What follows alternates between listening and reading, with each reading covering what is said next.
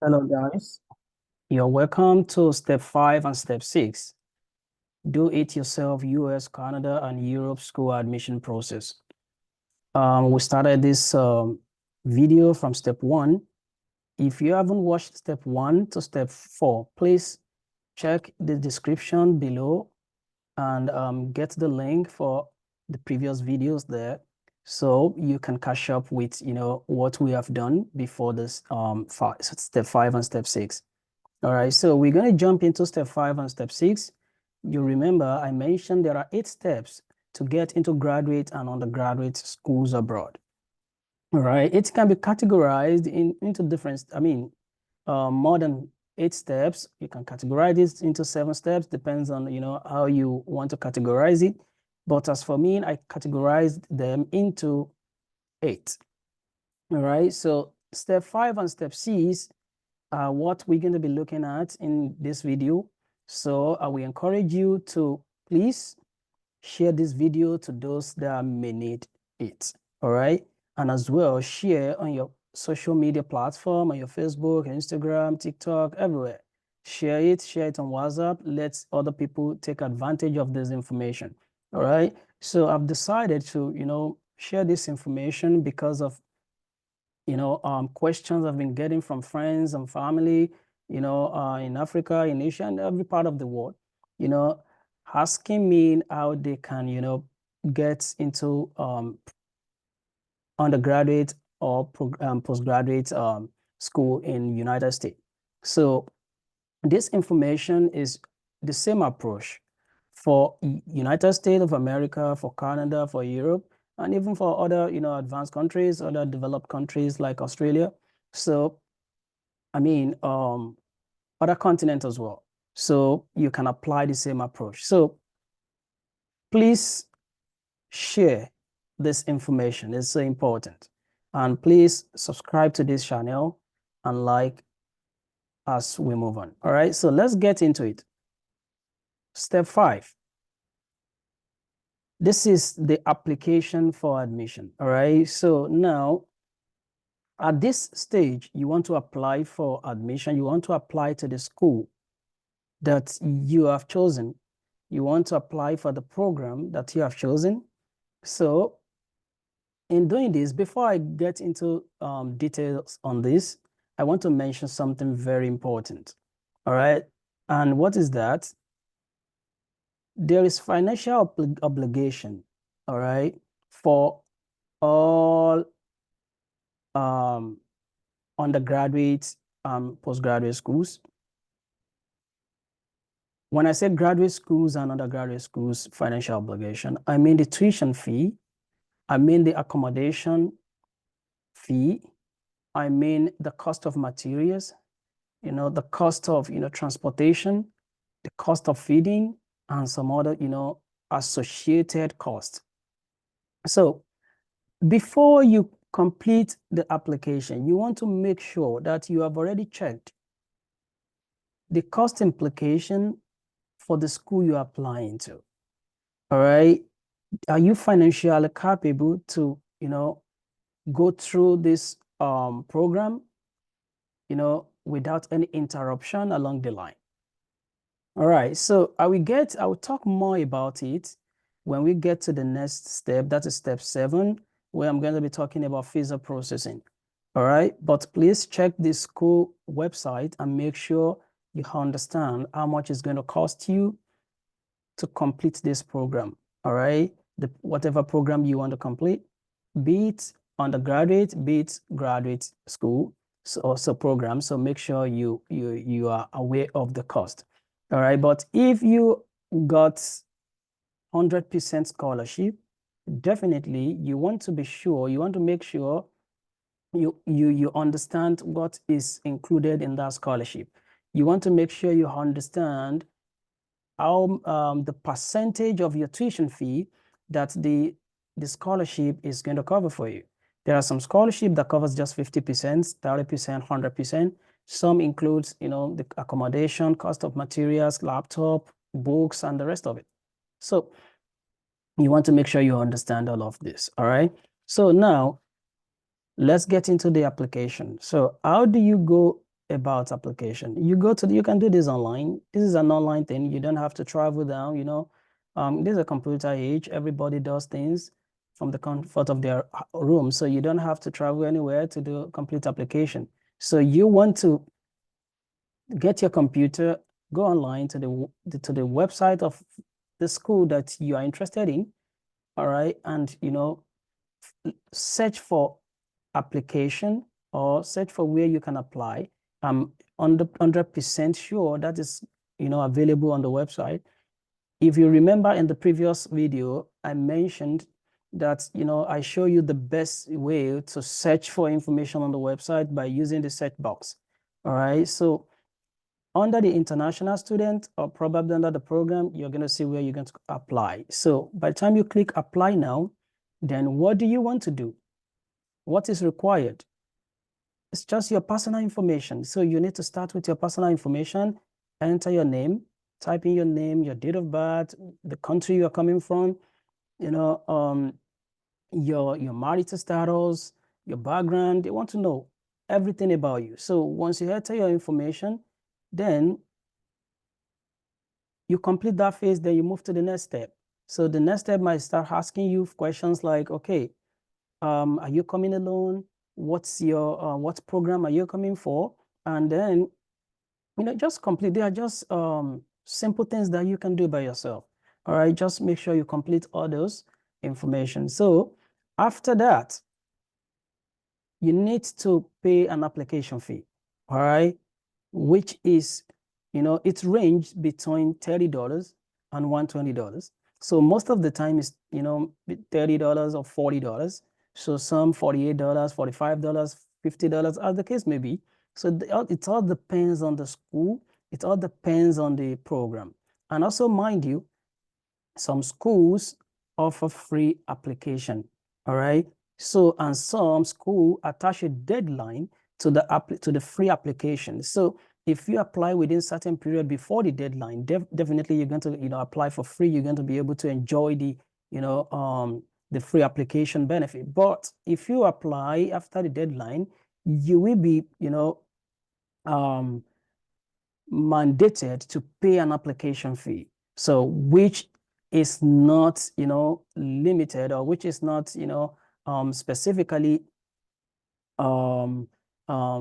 tied to certain amounts. So it could be $30. I've not seen any application fee less than 30 in the recently. So it could be 30, it could be 40, it could be 50, it could be $100. So after entering all your information and putting the necessary things that is expected of you and click on next. So depends on how that website is structured. All right. So some application process is structured in a very simple format that you just enter a few things and you click next, then you get to the application fee page, then you enter your card information, especially if you are from Africa. Definitely you want to use your MasterCard, you want to use your Visa card to complete this process. Then if they require you to pay through other means like using your bank accounts and routing number, or probably using other means of payment like PayPal, then just follow through and complete the payment. So that is that. So there's nothing much on application. So once you complete that, then you're going to move to the step 6. All right. What is in step 6?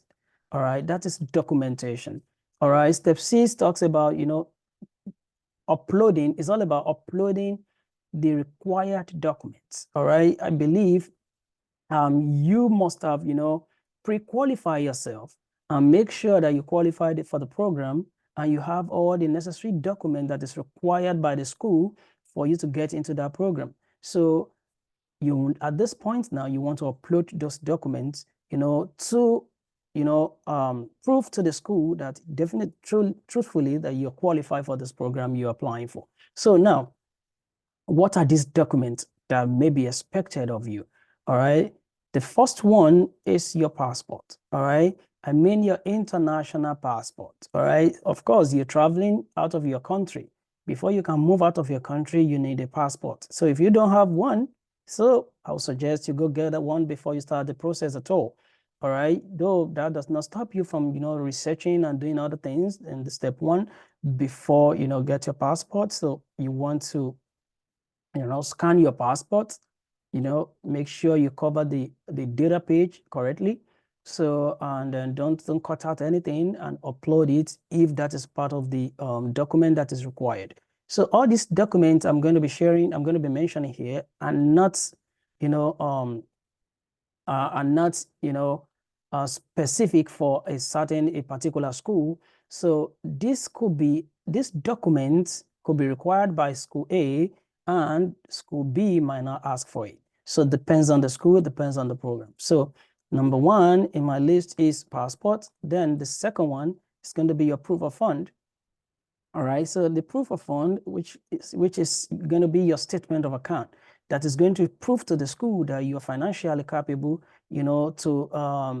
to complete this program without any interruption, without any, without getting stuck due to financial instability, due to financial issue. So you want to scan your statement of account, or the statement of account for whoever is sponsoring your academic program. So now, like I said, I'm going to dwell more on that when we get to visa processing. So there are some, things, there are some tricks to that, who can sponsor you, who cannot sponsor you. So because I see a lot of denial due to people not understanding that part very well. But I'll talk about that when we get to visa processing. So let's move on to the next one. Standardized test score. I mentioned one of the steps that you are going to be taking standardized tests. So if the school requires that, you should do that. But if the school does not require that, of course, you don't have to. So that will not be, part of your own, required document. But if you take this test and the school requires that, then they want to ask you to upload, your test score. And in most cases, they require that the testing institution send it directly to them. But if you are being required to upload it, then of course you want to upload the standardized test score. So let's move to the next one. Your birth certificate, of course, they want to verify your age. So they want to make sure that you are, whom you claim to be. You want to verify your name. They want to verify your date of birth, your country of origin, your country of birth, and blah, blah, all those information. So that's why they're going to require for your birth certificate. So let's move to the next one, statement of purpose. All right. For statement of purpose, this is just like a written statement explaining your academic interest, your career goals, the reason for choosing the program. So the reason for choosing the school and any relevant experience or achievement, especially when you're applying for graduate school. When you're applying to graduate school, so you will need a statement of purpose. So if you don't know how to draft one, of course, you want to, make, internet your friend. You want to use some AI tools as well. They can also help you in that regard. So get your statement of purpose if that is required. So let's move to the next one, is the letter of recommendation. So typically 2 or 3 letters of recommendation from probably your teachers, your professors, or employers who can speak to your academic abilities, to your characters, and who can potentially, vouch for your sources in the program. So that is also, sometimes required. So what's the next thing? Resume. Yeah, resume is, I've seen occasionally where resume are required, especially for graduate students. All right, if you are going for graduate program, so you should be able to present your resume, to demonstrate your background, your academic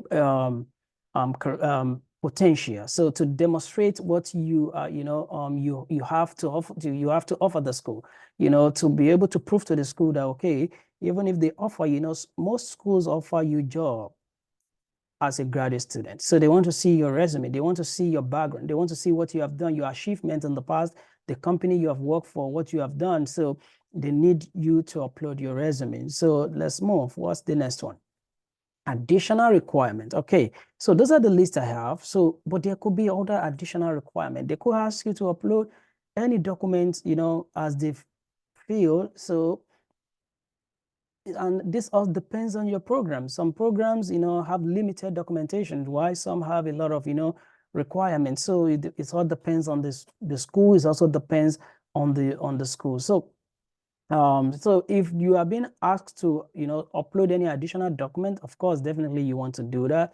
Gather those documents, upload them on the school portal, which is the website. Then after that, submit everything to them. Then the next thing you want to be doing is to follow up on the status of your application after submission. All right. If there is anything that is not done right, the application process will not be successful. So once the application process is successful, then you need to, start monitoring the status. All right. So, and at that point, you are going to be like,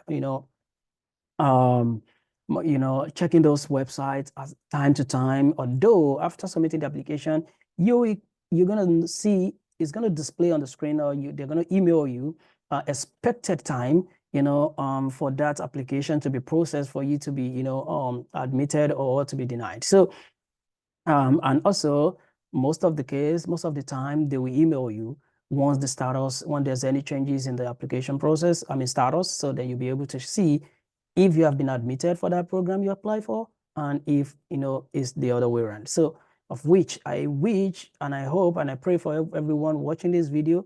So any application you submit will be accepted and approved, and then you will be admitted for that program. So having said that, that will be the end of this step 5 and 6. So, but before I go, I'm going to implore you again to please subscribe to this channel, just to show some level of motivation, to me, for doing this video. So please subscribe. Also share this information, and then share on all your social media platform. And also, give us some like, let us know that people are appreciating this information. And until I see you on the next step, which is going to be step 7, stay blessed.